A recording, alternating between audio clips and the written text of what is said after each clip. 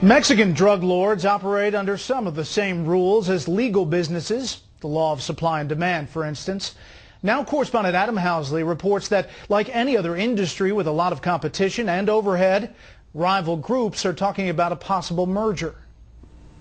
As the four major Mexican drug cartels battle over territory, intelligence is surfacing that rival gangs may be forming alliances to focus on their common enemy. We've seen reports coming out of Mexico that cartels have sat down and tried to do business together because, let's face it, pressure, whether that be law enforcement pressure, military pressure, is bad for business. Three cartels control most of the U.S.-Mexico border region, but the Sinaloa cartel in the south has reportedly struck a deal with the Gulf cartel to gain access to lucrative smuggling routes. If they have to adapt their tactics, whether that means negotiating with another cartel or whether it means giving up certain trafficking routes, which we have also seen, all of those are a reflection of effective strategy to pressure these cartels. That strategy, executed by committed anti-drug President Felipe Calderón, includes deploying more than 50,000 troops and federal police officers here along the border.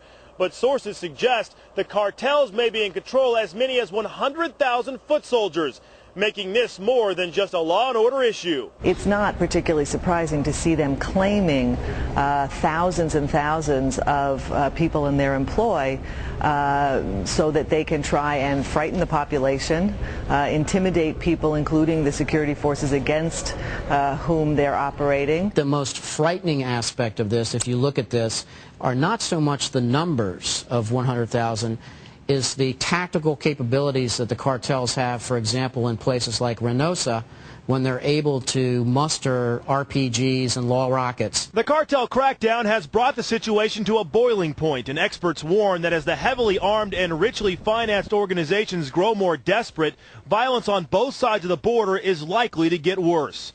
Along the U.S.-Mexico border in San Ysidro, California, Adam Housley, Fox News.